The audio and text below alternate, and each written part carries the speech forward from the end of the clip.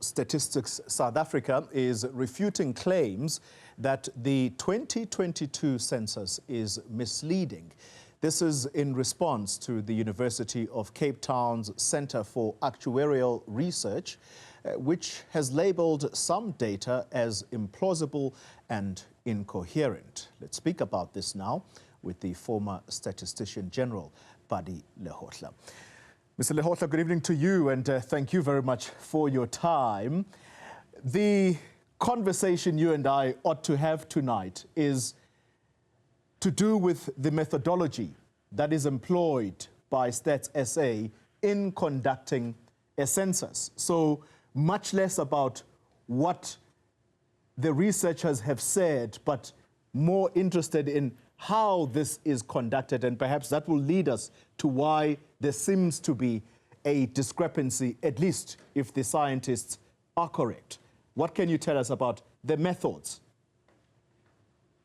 The Statistics of Africa, as part of the United Nations Statistical Commission, applies methods that are coming from the principles and recommendations of the census rounds. And in this respect, the census rounds are given the year that ends with a 0. So for the 2022 census, it was principles and recommendations for the 2020 round of population and housing census.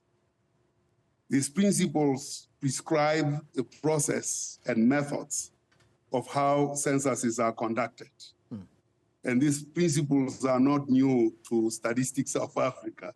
We have followed them from 1996. And for some time, in 2010, I was a member of that august body that prescribes these principles. And the Statistician-General, now in office, follows those principles, and his staff knows about these principles. One of those is that a quality measure called the post-enumeration survey is conducted to ascertain the quality of the count itself. In terms of those principles, the census recognizes a number of phases: the preparatory phase, the planning phase, the execution phase. All those are part and parcel of the methods. Oh, the connection to you, it appears to be patchy just as you conclude that first response. Let me try this question and see if it will hold. The University of Cape Town, it is a reputable institution. Could they have gotten this wrong, or are margins of error something to factor in any case when a census is conducted? The University of Cape Town, in particular, Professor Darrington and Professor Moultrie, have been on the advisory group on the census, particularly Professor Darrington from 1996 up to census 2011 that I conducted, and of course, they've been on that panel all the time. I am used to the way they actually aggressively deal with matters quality. They are not to be taken lightly when they announce and pronounce on things. Oftentimes, they will even have a minority report. So they are not new to the platform. And I've had confrontations with them of an intellectual nature on these matters. So what they are arguing, obviously, is a matter of an undercount. And we all agree that the undercount is high. But there is a method by which you adjust for an undercount, and how the results are applied from that undercount. For instance, you are less likely to go into smaller areas using that measure of undercount, because the margins of error when you go to smaller areas, you will have a problem. But at the national level, at the provincial level, and at municipalities, these numbers hold. They raise a municipality in the Northern Cape. Yes, you may see spurious numbers for a municipality such as one in the Northern Cape. But for all municipalities, this thing will hold.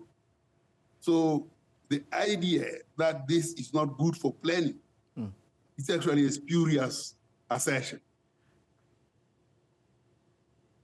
When you say... SSA has been very transparent in terms of how it adjusted, how that holds, and within what limits of error that is contained. 95% error limits, the data are consistent. Yeah. At the national, at the provincial, and for a lot of municipalities that are not sparse in terms of their population. So when you say this is spurious, I've got to ask the question, 31%, a 31% undercount, is that what you are saying is spurious? And if so... No. Finish your question. If so, what would your view be? Or do you base your view on a completely different number as opposed to the 31%? No. When you run a census, you expect more or less 5% undercount. That's more or less an acceptable level of undercount where you don't even need to adjust the numbers when you have that kind of undercount. In South Africa, we have never had less than a double-digit undercount. 9% was in 1996. Then the following year was 17%. Now, in 2011, it came to 14%. We have perfected the method of adjustment of the numbers to raise them to the expected level. And we also use other sources of data to validate that the numbers that we have observed can be validated to that level. So to the extent that those tools are there and are part and parcel of the United Nations Statistics Commission recommendations on principles and recommendations of a census, what they are arguing doesn't hold. In fact, I'll actually say in 2011, they wanted me to delay the release of the data so that they could satisfy themselves as regards the quality of the information. Yeah. And in that particular instance was about the fertility, the number of children that a woman gives birth to in the ages 15 to 49, in their reproductive ages, and they were arguing that it can't be that low for South Africa. I said, I am not a birth attendant, but what we've got from the survey, from the census, around fertility and the estimate of this fertility is what we have gotten, and the trend looks plausible. Then from the demographic surveillance sites that the HDDS holds, and these surveillance sites have a long time series. Yeah. They confirmed the validity of the declining fertility in South Africa. And they had nothing to say. And I told them that I was not going to delay the release of that data because this data is valid in all respects. Yeah. And that was translated a year later to the sites, the surveillance sites. And all this formed the raft of information against which you can validate the quality or otherwise of the census results. In this regard, and in the 2022 census, despite the high undercount, those numbers remain valid at levels of geography, at the province, at the national level, and for a number of municipalities. Okay. Let me perhaps crystallize my question in this manner. Are you not disputing the 31% undercount? If you are not, and you are saying that in all probability, this 31% undercount is probably the case. However, it does not mean that the census produced in 2022 cannot be relied on by government in order to allocate resources. Is that what you are saying? Well, the Statistician-General went and measured and used the post-enumeration survey to come to the conclusion that the undercount is 31% and deployed the methods of adjustment as prescribed by the United Nations to get to the number of 62 million. That is not in dispute. Neither is it in dispute with the professors or myself or the Statistician-General. On those, we are all one. We are also probably one, I don't know whether they object to adjustments of the census data. If they are against that, of course, they can take their case to the United Nations Statistics Commission. Using those adjustments does not make the data not useful. So it raises the numbers to the aggregate that makes the government to know how to use the data. In fact, if you look at that aggregation of the data to the level of the province and so on, that is quite plausible and consistent. One of the methods that I haven't checked with the Statistician-General whether he used that, but in the 2011 census, we, after that census, used the method called ZIF, which is a gravity-based model. That gravity-based model was actually applied by Dr. Murudu, who was a researcher in my office, having gone to Stellenbosch at the Urban and Rural Urban Cruise at the Center for Regional and Urban Innovation and Statistical Exploration, which is a research institute that we at STSA introduced to understand how geography works and geographic construct works with statistics.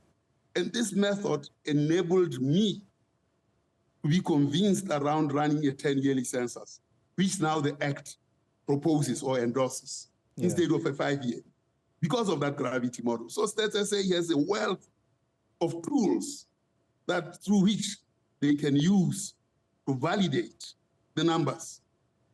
And these are PhDs. I mean, STSA has an equal number of people that are professional in their work of demography, but they have an added advantage of practice.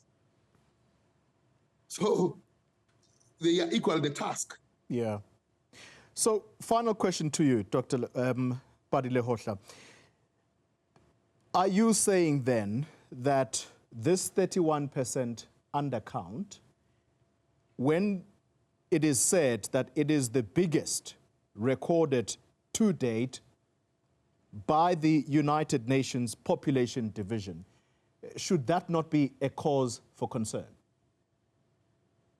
Well, by the way, STSA is one that, against all odds, applied adjustments in 1996, in 2001, in 2011, and in 2022 censuses. So we are quite competent in applying these adjustment factors. I mean, Professor Stoker, the late Professor Stoker, introduced even new measures of shade to predict the appropriate measures that we can use in those adjustments. So it was not only a demographic adjustment, it was also a statistical adjustment. So in terms of these tools that we have, such shade and X8, we can adjust the numbers to reach a reasonable level. 31% is one of the highest undercounts. Other countries don't even run PS, so it's very difficult to compare what other countries have in terms of undercount. However, we actually are an outlier in as far as an undercount is concerned. And this is anchored in many reasons such as apartheid, spatial, and so on, and our non-compliance, our general non-compliance. But in as far as perfecting the adjustment methods, we are actually number one. In fact, when you look at the arguments of the professors, one of those is that the Indian population has been overestimated. I saw these numbers in 2016, that the Indian population was growing at a rapid pace than more than expected. But when you start looking at this, you find that it is the Pakistani and the Ethiopians.